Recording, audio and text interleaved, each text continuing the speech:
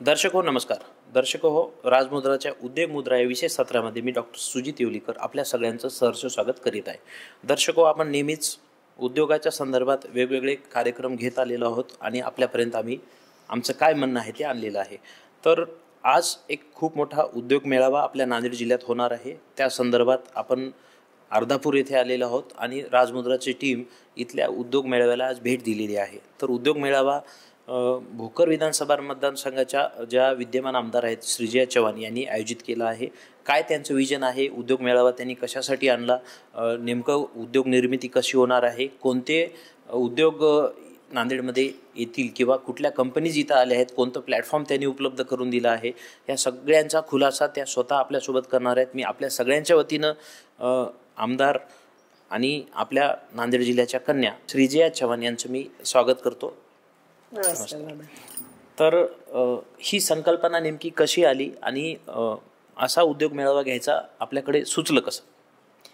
ही अगोदर जेव्हा मी प्रचारात फिरत होतो, मला माझं शिक्षण जरी मुंबईला झालं असेल किंवा मी माझं जास्त आयुष्याचं काळ तिकडे काढलं असेल, पण आम्ही दर समर वेकेशन्सला म्हणावं किंवा जेव्हा सुट्ट्या असायची तेव्हा आम्ही नांदेडला यायचो.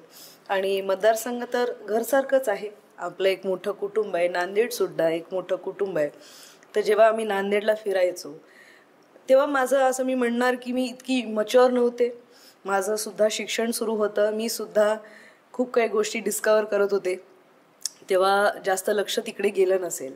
पण आता जेव्हा प्रचारात फिरलो, आता जेव्हा पाहिलं, सगळी गोष्टी समजू शकते मी आणि माझ्याकडनं आमच्या कुटुंबाकडनं किती कामं झालेत आणि मी अजून ह्यात काय करू शकते, अजून मी काय नवीन आणू शकते, अजून मी आपल्या मतदारसंघात म्हणावं किंवा नांदेड जिल्ह्यासाठी म्हणावं काय चांगलं करू शकते, ह्या विचारातून ह्या सगळ्या गोष्टी घडायला लागले.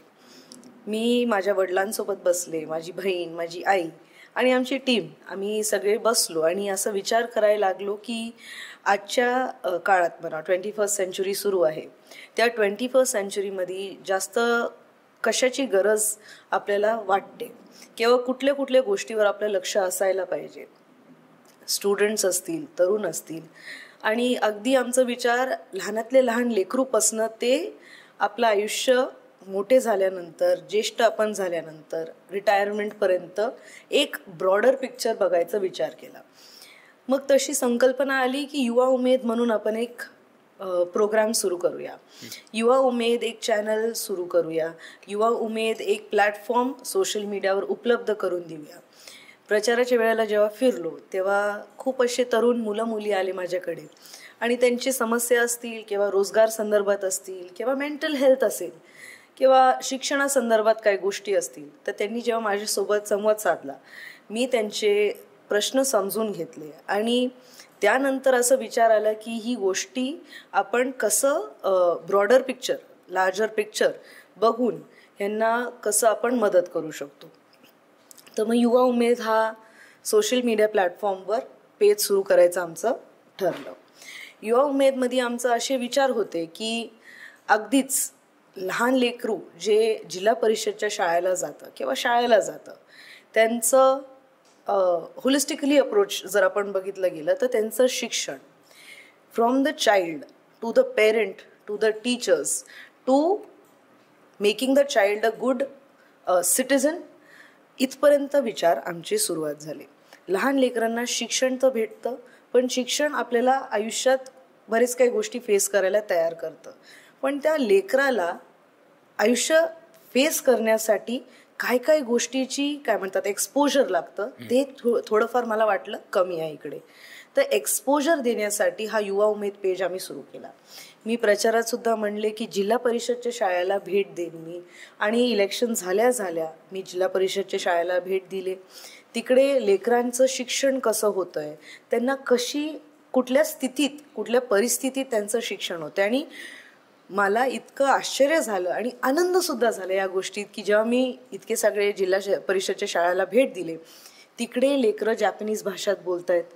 तिकडे त्यांचं शिक्षण बघून, त्यांचं काय म्हणतात आर्ट्स क्राफ्टचं सगळं त्यांचं सगळे डेमॉन्स्ट्रेशन दाखवलं त्यांनी, सायन्सबद्दल मोठे मोठे त्यांनी असे प्रोजेक्ट्स केलेले ते सगळे त्यांनी मला दाखवले. आणि मला खरंच आनंद झाला की हो, एक्सपोजर आहे, पण ह्या एक्सपोजरला चांगल्या प्रकारे ह्या पोरापर्यंत कसं आणायचं, ह्यांचं एज्युकेशनमध्ये त्यांना अजून काय चांगलं आपण घडवून आणू शकतो, ह्याच्या अनुषंगाने मग हा निर्णय घेतला.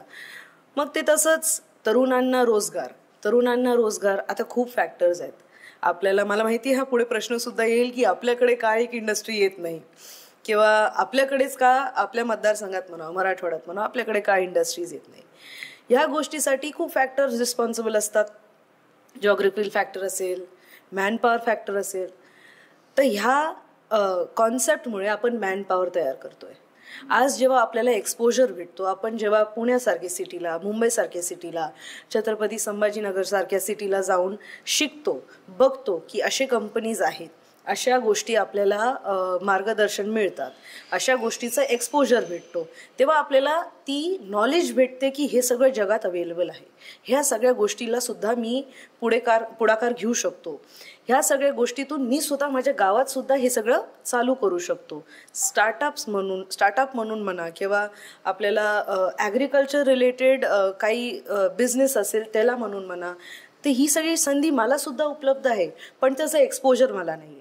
जेव्हा मी बाहेर जातो तर मला कळतं की माझ्या हाताखाली जर हे डिपार्टमेंट असेल, किंवा हे व्यक्ती असेल ज्यांना ह्या गोष्टीबद्दल नॉलेज आहे, तर ह्या बिझनेस आपण आपल्या गावात, आपल्या मतदारसंघात, आपल्या सिटीमध्ये सुद्धा सुरू करू शकतो. तर ह्या अनुषंगाने हा विचार रोल ओव्हर झाला. तर आमचं असं झालं की फ्रॉम प्राथमिक शिक्षण टू पेन्शन हे आपल्या मतदारसंघाच्या प्रत्येक व्यक्तीचं लाईफ कसं आम्ही सिम्पल करून त्यांना उपलब्ध करून देऊ शकतो, ह्याचे विचार आमचे सुरू झाले. बरं, उद्या होणारा जो रोजगार मेळावा आहे त्यामध्ये नेमक्या किती मुलांचं, तरुणांचं रजिस्ट्रेशन झालेलं आहे, आणि कशा पद्धतीनं उद्या त्यांचं एनरोल होणार आहे? हा युवा उमेदचा एक भाग म्हणू शकतो आपण. जो आपण रोजगार मेळावा घेतला आहे, त्यातल्या त्यात आपल्या मतदारसंघात असे खूप सारे पोरं आहेत ज्यांना स्पर्धा परीक्षेची तयारी असेल, पोलीस भरतीची तयारी असेल, आर्मीमध्ये जॉईन करायचं असेल. ह्या सगळ्या गोष्टींचं आम्ही वेगळे कार्यक्रम घ्यायचा प्रयत्न आमचे राहणार आहेत. वर्षभरात वेगळे कार्यक्रम घेणार आहोत. त्यातल्या त्यात जे हे रोजगार मेळावा आम्ही घ्यायचा विचार केला, आणि आज ऑनलाईन फॉर्म सुद्धा घेतले, ऑफलाईन फॉर्म सुद्धा केले. ऑनलाईन फॉर्म्समध्ये 4,000-4,500 पेक्षा जास्त रजिस्ट्रेशन झालेले आहे. मला आनंद झालाय, आमच्या मतदारसंघातनं खूप सारे लोकांनी रजिस्ट्रेशन केले, आणि ही कल्पना त्यांना आवडलेली आहे. ह्याचा हा आकडा दिसून येतोय की रोजगार मेळावा म्हणून आम्ही सुद्धा जेव्हा ही गोष्ट डिक्लेअर केली, तेव्हा आमचं असं होतं की आम्ही नुसतंच रोजगार मेळावा नाही घेणार, पण ह्याच्यासाठी प्रशिक्षण सुद्धा देणार आहोत. तर जेव्हा आम्ही बाहेर पडलो फेब्रुवारी महिन्यात, जेव्हा मी प्रत्यक्षात गावोगावी भेट दिली, आणि इलेक्शन झाल्या आमचं हे सगळे कामाला लागलो. आम्ही 2-3 महिने झाले ह्या गोष्टीचं नियोजन कसं आपण ऑर्गनाईज करू शकतो, कुठल्या कंपनीजला आपण पोचू शकतो. तर हे सगळं नियोजन करताना, गावात भेट देताना, पोरांना रेझ्युमे CV बनवण्यापासनं आपलं कॉन्फिडन्स आपण कसं निर्माण केलं पाहिजे, इंटरव्ह्यूचे काय प्रश्न असतील, इंटरव्ह्यू घेणारे कोणते कंपनीज येणार आहेत, आणि आपल्याला जॉब लेटर भेटल्यानंतर आपण काय स्टेप्स घ्यायला पाहिजे, कंपनीमध्ये जॉईन करण्याचे ॲडव्हान्टेजेस काय आहेत. खूप पोरांना असं वाटतं की आपली जर पगार 15,000 असेल तर 15,000 आपण शहरात गेलो तर 15चे 15,000 माझ्या हातात काही सेव्हिंग नसतं, पण ते अतिशय उलट विचार आहे. आम्ही असं प्रशिक्षण दिलं त्यांना की आपल्या हातात पैसेसुद्धा वाचतील, आपल्या हातात आपण राहणार कसं, आपल्या गावातले 4-5 मुलं जर सोबत गेले, कंपनी एक टाईम फूड ऑफर करते, जेवण ऑफर करते, एक टाईमचा जेवणाचा खर्च आपल्यावर असतो. त्यानंतर एवढे सगळे ॲडव्हान्टेजेस आहे. PF म्हणून आपली प्रक्रिया असते, इन्शुरन्स म्हणून असते. इन्शुरन्समध्ये आपल्यासाठीच नाही, आपले आईवडील असतील किंवा आपली अर्धांगिनी असेल किंवा आपले लेकरं असतील, हे सगळे इन्शुरन्समध्ये कवर्ड असतात. आपल्याला एकही रुपया मेडिकल हेल्थसाठी आपल्या खर्च करायला लागत नाही. हे सगळे ॲडव्हान्टेजेस जेव्हा बोललो, जेव्हा लोकांना ही गोष्ट पटली की येस, हे सगळी प्रक्रियासुद्धा आहे, आणि त्यामुळे आज आपल्याला हा मोठा आकडा दिसायला भेटतो. आपण म्हणताय की हजारोच्या संख्येमध्ये नोंदणी झाली आहे, मग आपण काय त्याची शुल्क आकारलं का, त्याला काही नोंदणी फीस लावली? नाही, अजिबात नाही. आजपर्यंत आपल्या मतदारसंघात किंवा आपल्या जिल्ह्यात कोणताही असा कार्यक्रम आम्ही घेतलेला नाहीये जिथे आपण कुठली फी लावली असेल किंवा आणि हे कम्प्लिटली या हेतूनी कार्यक्रम आम्ही घेतो की ह्यात आपल्या मतदारसंघाच्या लोकांचं किंवा आपल्या जिल्ह्याच्या लोकांचं चांगलं होऊ शकेल.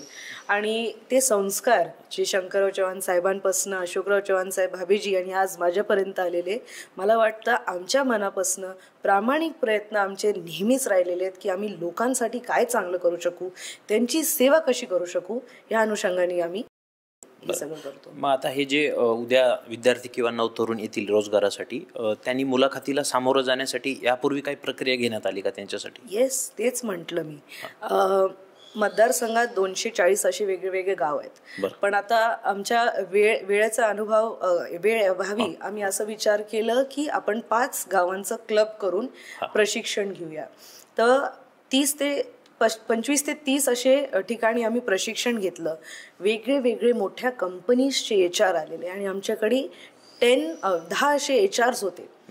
म्हटलं गेलं तर बार्क्लेज बँक जे आहे त्यांचे व्हाईस प्रेसिडेंट राहिलेले HR आमच्याकडे येऊन इथे मुलांना प्रशिक्षण दिलेले आहे. तर बार्क्लेज कंपनी बँक एवढी मोठी आहे आणि असे सुंदर HRs आपल्यापर्यंत आलेले ज्यांना जगाचं नॉलेज आहे, हे सगळे ज्ञान आहे, हे सगळे आपल्याला प्रशिक्षण द्यायला आलेत.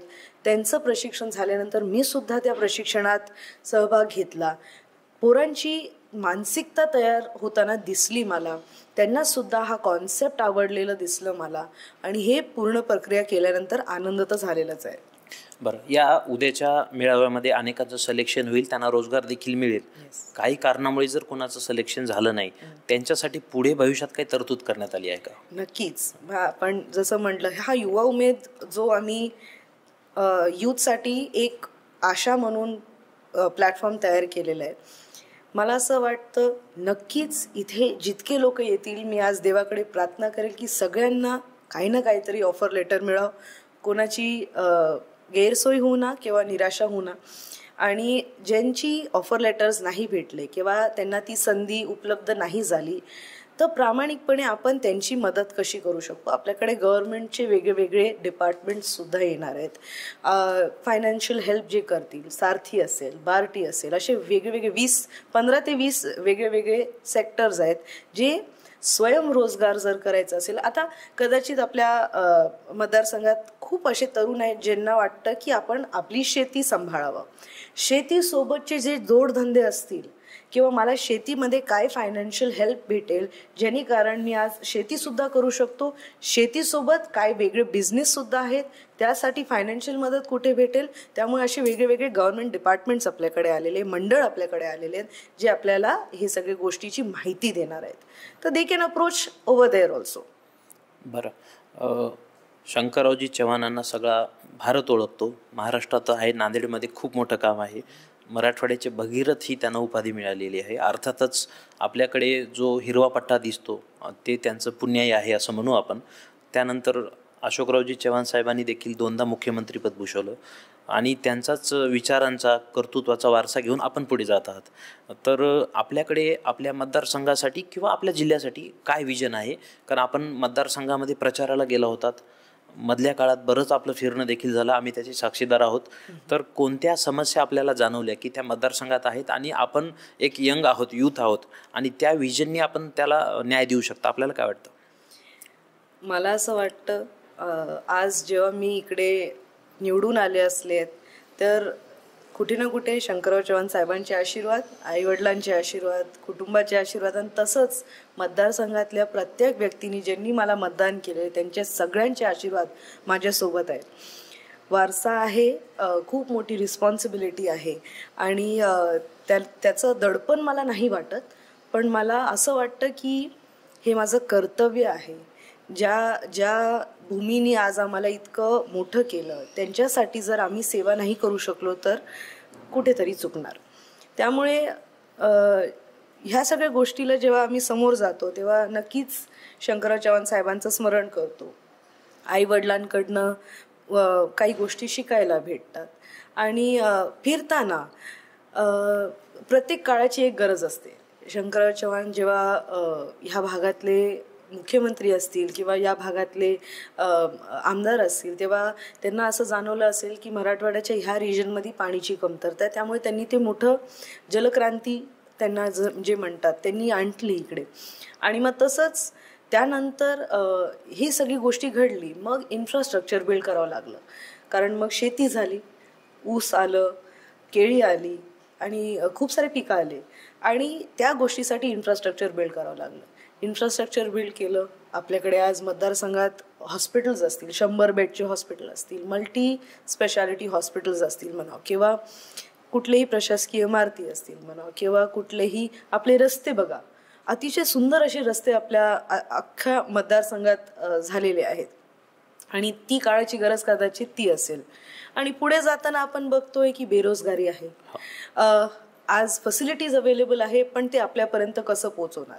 तर ही काळाची गरज बघून मला असं वाटतं की जे काही गोष्टी आज माझ्या डोळ्यासमोर आहे, बेरोजगारी असतील किंवा may be a very simple issue like mental health, आपण लेकरांना ती बूस्टिंग किंवा तो एक पाठीला थाप कसं देऊ शकतो की त्यांनी त्यांच्या जीवनाचं चांगलं करावं. तर ह्या सगळ्या गोष्टीवर माझा फोकस नक्की राहणार आहे. आपण ग्रामीण भागात पण गेला होतात, मगाशी बोललात आपण. तर मराठी शाळा ज्या आहेत ग्रामीण भागातल्या, कोविडमुळे म्हणा किंवा काही इतर कारणांमुळे 8वीच्या मुलांना दुसरीचं पुस्तक वाचता येत नाही असा धक्कादायक अहवाल काही न्यूज चॅनलने दिला होता. तर त्यासाठी आपल्याला ग्रामीण शिक्षण इम्प्रूव्ह करण्यासाठी मुलांसाठी आणि त्यांच्या पालकांसाठी काय करता येईल? मी प्रत्येक वेळा जेव्हा जिल्हा परिषदच्या शाळेला भेट देते किंवा मला माहिती आहे आपल्या डोळ्यासमोर जे प्रस्तुत करतात आणि मागचं पिक्चर काय असतं खरं हे मला सुद्धा समजतं. पण त्या गोष्टी निमित्तानेच किंवा त्या गोष्टी कारणच मला असं वाटतं की if we start from our basic fundamental, आपण जे म्हणतो बेसिक, आपण कुठून सुरुवात केली पाहिजे तर आपलं शिक्षण घेतल्यानंतर आपल्याला जाणीव होते, अवेअरनेस निर्माण होतो की ह्या सगळ्या गोष्टी मला उपलब्ध आहे किंवा ह्या सगळ्या गोष्टींमुळे मी आज पुढे जाऊ शकतो. शिक्षणासाठी मी प्रत्येक वेळा जेव्हा शाळेला जाते तर मला असं वाटतं 50% जर आपलं टीचर्सचं, शिक्षकांचं योगदान असतं तर 50% पालकांचं योगदान असतं. त्यामुळे पालकांची काउन्सिलिंग, आज काय होतं की 10वीच्या मुलाला असं त्याला विचारसुद्धा येत नाहीत की मी आर्ट्समध्ये जावं, कॉमर्समध्ये जावं की सायन्समध्ये जावं. जे पालकांनी म्हटलं त्या फील्डमध्ये तो लेकरू आतमध्ये शिरतो. त्यांची कपॅसिटी असते का, त्यांची आवड त्या सब्जेक्टवर असते का, हे कोणी न विचार करता स्टिरियोटिपिकल थिंकिंग जी आपली असते की नाही पोरांनी सायन्स घेतलं पाहिजे, ह्यात शिरतात. पण त्याच्यात त्या पोराला व्यवस्थित धड अभ्यास होत नसेल किंवा धड त्याचं पूर्ण कॉन्सन्ट्रेशन जे आहे ते होत नसेल.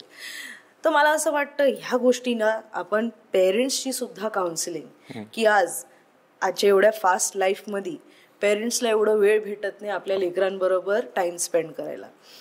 तर काउन्सिलिंग, आपण आपल्या लेकरांसोबत संवाद साधायला पाहिजे. शाळेत काय शिकलात, घरी परत आल्यानंतर त्यांचं फ्रेंड सर्कल कसं आहे, ते चांगले नागरिक म्हणून घडतील की नाही, हे सगळी गोष्टी आपल्या हातात असते. आणि पुढे जाऊन आपल्या लेकरांना आपण काय संस्कार देतो, ते पुढे जाऊन नागरिक कसे घडतात आणि पुढे जाऊन सोसायटीमध्ये त्यांचं नाव आपल्या कुटुंबामुळे काय घडून येतं हे आपल्या हातात असतात.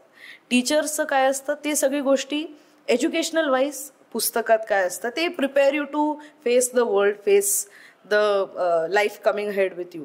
पण आपले चांगले संस्कार म्हणावं हे आपल्या आईवडिलांकडनं, आपल्या ज्येष्ठांकडनं, आजी आजोबांकडनंच आपल्याला भेटतं. तर पेरेंट काउन्सिलिंग, चाइल्ड काउन्सिलिंग या गोष्टीवर सुद्धा आपण लक्ष दिलेलं आहे.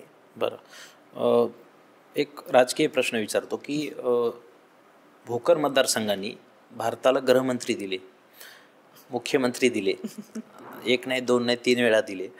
त्यानंतर चव्हाण साहेब असतील, मोठे साहेब, नंतर आपले अशोकरावजी चव्हाण आहेत, आपल्या आई आहेत, भाभी, आणि आपण स्वतः. तर जेव्हा शंकररावजी चव्हाण निवडून यायचे त्यावेळेस ठरलेलं होतं की ही एक जागा आधीच पत्रकार लोक डिक्लेअर करायची की निघाली. त्यानंतर चव्हाण साहेबाच्या काळातही तसंच झालं. एकतर विरोधकांचं डिपॉझिट जप्त व्हायचं किंवा निवडणूक ही एकतर्फी विजयी व्हायची. तर श्रीजया चव्हाण म्हणून तुम्ही त्या मतदारसंघाकडे कसं पाहता आणि भविष्यामध्ये तुम्हाला एकतर्फीच येण्यासाठी किंवा निर्विवाद वर्चस्व राखण्यासाठी आपल्याकडे काय प्लॅनिंग आहे? प्रचाराच्या वेळेला खूप काही टीका ऐकायला भेटायची की घराणेशाही हा शब्द खूप वापरला गेला होता. मला हा शब्द पटत नाही असं म्हणणार मी. घराणेशाही नाही तर परंपरा आणि संस्कार आणि लोकांची सेवा करायची आमची जी मनात इच्छा किंवा हिंमत त्या लोकांनीच आम्हाला दिलेली आहे. त्यामुळे मतदारसंघात म्हणा किंवा इतके दिवस इतके वर्ष सगळ्या लोकांचा विश्वास आमच्या कुटुंबावर राहिलेला आहे. इलेक्शन जिंकल्यानंतर सुद्धा आम्हाला काही आराम मिळालेला नाही. आणि मी प्रचारात सुद्धा म्हटलेलं की खूप काही कार्यक्रम आम्हाला घ्यायचे आहेत. रोजगार मेळावा घ्यायचा आहे आम्हाला, शेतकरींसाठी शेतकरी मेळावे घ्यायचे आहेत, जिल्हा परिषदचे शाळा कसे चांगले करू शकतो, सुधारू शकतो, एज्युकेशन अवेअरनेस कसं क्रिएट करू शकतो, ह्या सगळ्या गोष्टींचं मार्ग कसं तरी शोधत होतं त्याकाळी. आज मला असं वाटतंय की जेव्हा लोकांनी हा आशीर्वाद आम्हाला दिला तर हे माझं कर्तव्य मी समजते की मला माझ्या मतदारसंघासाठी माझ्या कुटुंबासाठी मी काय त्यांच्यासाठी चांगलं करू शकेल या हेतूनेच पुढचा विचार सुद्धा करणार की आज जर माझं मतदारसंघ, माझे लोक, माझं कुटुंब सुजलाम सुफलाम झालं तर मला त्यात आनंद आहे. ह्यात मी माझं बेनिफिट बघत नाही पण आनंद आहे. आणि सेवा करण्याची ते आपण म्हणतो ना काहीतरी चांगलं घडल्यानंतर रात्री शांत झोप भेटते, ते रोज रात्री भेटते. माननीय अशोकरावजी चव्हाण साहेबांनी मुख्यमंत्रीपद भूषवलेलं आहे. त्यांना आम्ही मॅनेजमेंट गुरु सगळेजण म्हणतो आणि अर्थातच त्यांचं तसं कंट्रोल आहे, पकड आहे. आज मराठवाड्यातल्या टॉप 5 नेत्यांचं नाव घ्यायला गेलं तर चव्हाण साहेबांचं नाव येतं. मराठवाड्यात म्हणलं तर 1 नंबरवर त्यांचं नाव आहे आणि नांदेडचा सातबाराही त्यांच्या नावावर आहे अशी देखील आपण ऐकतच असतो. तर एक वडील म्हणून किंवा एक मुख्यमंत्री म्हणून, माजी मुख्यमंत्री म्हणून आपल्याला ते कसे वेळ द्यायचे आणि एक मुलगी म्हणून आपण हट्ट कसा पुरवायचा, त्यांच्यावर नाराज व्हायचात का, किंवा मग त्यांनी वेळ दिला नाही म्हणून कसं आपण कुटुंब मॅनेज केलं? लहानपणापासून अशा वातावरणात आम्ही मोठे झालेलो आहोत किंवा जेव्हा आई वडील असतील किंवा आजी आजोबा असतील जास्त मतदारसंघात ते राहिलेले. आमचं शिक्षण जरी मुंबईला झालं असेल तर आई वडील जास्त वेळ मतदारसंघात असायचे. लोकांची सेवा करण्याची ही भावना असायची आणि जेव्हा ते यायचे परत तर असं कधीच वाटायचं नाही की ते आमदार म्हणून आहेत किंवा मुख्यमंत्री म्हणून आहेत. ते आम्हाला तेवढंच वेळ द्यायचे जेवढं एका वडिलांनी एका मुलीला किंवा मुलाला द्यायला पाहिजे. त्यांनी आम्हाला आज मी जे काय आहे, जशी काय आहे त्यांच्यामुळे आहे, त्यांनी दिलेले शिकवणमुळे आहे. आणि मला खूप अभिमान वाटतो की माझ्या आईवडिलांनी, माझ्या आजी आजोबांनी इतकी लोकांची सेवा केलेली आहे, इतक्या लोकांचं आयुष्य चांगलं केलेलं आहे. आणि ती आज संधी मला जेव्हा भेटते तर मला कधीतरी विचारसुद्धा येतात मनात की कुठेतरी माझे आजोबा वरून असं चांगलं त्यांनीसुद्धा मनात त्यांचा आनंद झाला असेल की आज आपल्या घराचा वारसा म्हणून किंवा लोकांची सेवा करण्याची एक मन एकदम क्लीन असलेली व्यक्ती पुढे येत आहेत. तर आनंद तर त्या गोष्टीचा आहे, नाराज कधीच नाही झाला. राजकीय आणि सामाजिक जीवनामध्ये जेव्हा आपल्याला सल्ल्याची गरज असते किंवा कधी एखादा माणूस आहे चुकीचा पुतळाचा आहे तर त्यावेळेस चव्हाण साहेबांची कशी मदत होते आपल्याला? कोणता कानमंत्र देतात किंवा बालकडू असतं का नेहमीच? कानमंत्र नाही, बालकडू पण नाही. मला असं वाटतं, मी परत एकदा म्हणेल की आमचे जे संस्कार दिलेले आहेत, मी कधीच कुठल्या गोष्टीत वाईट बघायचा प्रयत्न करत नाही. जी गोष्ट घडते ती परिस्थिती अनुसार घडते आणि सिच्युएशन वेगवेगळे असतात, परिस्थिती वेगवेगळी असतात आणि ते काय कारणास्तव घडत असतात. त्या गोष्टीतनं खूप काही शिकायला भेटतं. आणि जेव्हा अडचण येते तर नक्की साहजिक आहे की आपण आपल्या आईवडिलांकडे धावतो.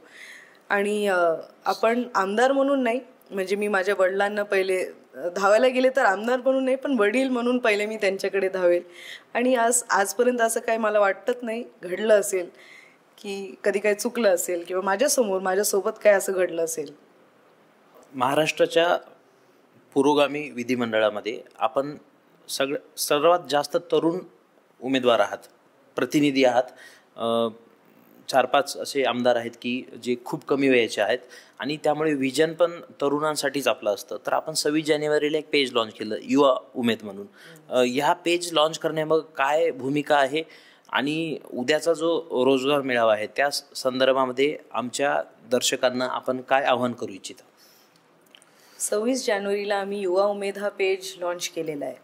गावगावी जेव्हा फिरले तेव्हा तरुणांना विचारलं की तुम्ही वर्तमानपत्र वाचता का, आणि आज आपलं जे इंटरव्ह्यू सुद्धा होत आहे ते डिजिटल प्लॅटफॉर्मवर होत आहे. तर आपले तरुण एवढे डिजिटल प्लॅटफॉर्मवर किंवा सोशल मीडियावर अवेलेबल असतात, त्यामुळे आम्ही हा विचार असा केला की हा पेज आपण डिजिटल प्लॅटफॉर्मवर इंस्टाग्राम आणि फेसबुकवर इनॉग्रेट करू. ह्या पेज बद्दल ह्याचं वैशिष्ट्य आपल्याला जर सांगायचं असेल तर आपल्याला युवकांपर्यंत माहिती, मार्गदर्शन आणि प्रशिक्षण, काही गोष्टी आपल्या मतदारसंघात होत असतील किंवा आपल्या नांदेड जिल्ह्यात होत असतील, आपल्याला जॉब ऑपॉर्च्युनिटीज कुठे कुठे आहेत, ह्या संदर्भात सगळी इन्फॉर्मेशन त्या पेजवर नेहमी जात राहील. तसंच कोणी चांगलं मार्गदर्शन द्यायला येत असेल किंवा कुठे प्रशिक्षण होत असेल, कोणाला जर स्पर्धा परीक्षाची तयारी करायची असेल जिकडे आपल्याला मार्गदर्शन भेटेल, किंवा कुठली काउन्सिलिंग होत असेल किंवा करिअर गायडन्स असेल, या सगळ्या गोष्टीचं नांदेड जिल्ह्यात किंवा आपल्या मतदारसंघात कुठे कुठे प्रोग्राम्स घेत आहोत, ह्या सगळ्या गोष्टीची माहिती आम्ही ह्या पेजवर देणार आहोत. कारण आज आपल्याला जर तरुणांबरोबर कनेक्ट करायचं असेल तर सोशल मीडिया हा सगळ्यात मोठा प्लॅटफॉर्म मी समजते, जिथे आपण त्यांना सोप्या प्रकारे कनेक्ट करू शकू आणि त्यांचे जे काही प्रश्न असतील, त्यांचे सजेशन्स जे काय असतील ते आम्हाला त्या प्लॅटफॉर्मवर भेटतात आणि त्याच्यावर आम्ही वर्क करायचा प्रयत्न करतो. त्यामुळे युवा उमेद हा प्लॅटफॉर्म सुरू करण्याचा आमचा हा हेतू होता. प्रशिक्षणांतर्गत आम्ही खूप लोकांना हे पण निरोप पोहोचवला की मेहनत तर आपल्याला सगळ्यांना घ्यावं लागते आणि कधीच मेहनतीचं फळ वाया जात नाही. मेहनत घेतल्यानंतर चांगलंच काहीतरी घडतं आपल्या आयुष्यासोबत. त्यामुळे आपल्या युवा उमेदची टॅगलाईन सुद्धा आहे की मेहनत तुमची, मदत आमची.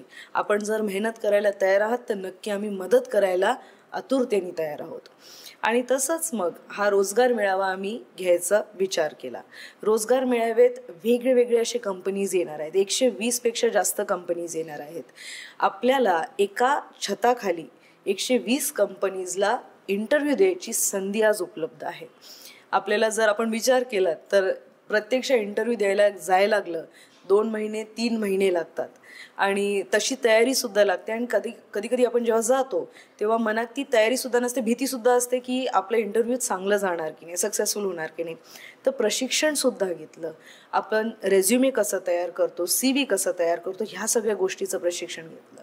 आपल्याकडे लॉजिस्टिक्समधनं, मॅन्युफॅक्चरिंगमधनं, बँकिंग सेक्टरमधनं वेगळे कंपनीज येणार आहेत. ऑटोमोबाईल सेक्टर असतील, वेगळे कंपनीज येतील, तिकडे इंटरव्ह्यूज घेतील आणि 8वी पासच्या लेकराला सुद्धा आज इकडे नोकरी उपलब्ध आहे. काही कारणास्तव परिस्थिती अशी असते की त्या लेकरूला जास्त शिक्षण घेता येत नाही. त्यामुळे 8वी पासच्या लेकरांना सुद्धा आपण इकडे जॉब्स द्यायचा प्रयत्न करतोय. लॉजिस्टिक्समध्ये आपण बघितलं गेलं तर ॲमेझॉन आहे, डिलिव्हरी सिस्टम असते, स्विगी आहे, झोमॅटो आहे, ह्या सगळ्या गोष्टींमध्ये. तर अगदी 8वी ते ग्रॅज्युएट्स म्हणतील, पोस्ट ग्रॅज्युएट्स म्हणतील, ह्या सगळ्यांसाठी तिकडे आज नोकरी उपलब्ध करून द्यायचे आमचे जे प्रयत्न आहेत, इकडे अर्धापूरला शंकरराव चव्हाण महाविद्यालय आम्ही हे प्रयत्न केलेले आहेत. आणि ह्या गोष्टीसाठी आम्ही मेहनत भरपूर घेतलेली आहे. तर मी इथे सर्वांना विनंती करेल, राजमुद्रा चॅनलतर्फे आणि माझ्या मतदारसंघात म्हणावं किंवा नांदेड जिल्ह्यात म्हणावं, सगळ्यांना जे कोण तरुण आहेत तुम्ही आवर्जून या. ह्या सगळ्या रोजगार मेळावा जो आम्ही घेत आहोत ह्याला तुम्ही पहा.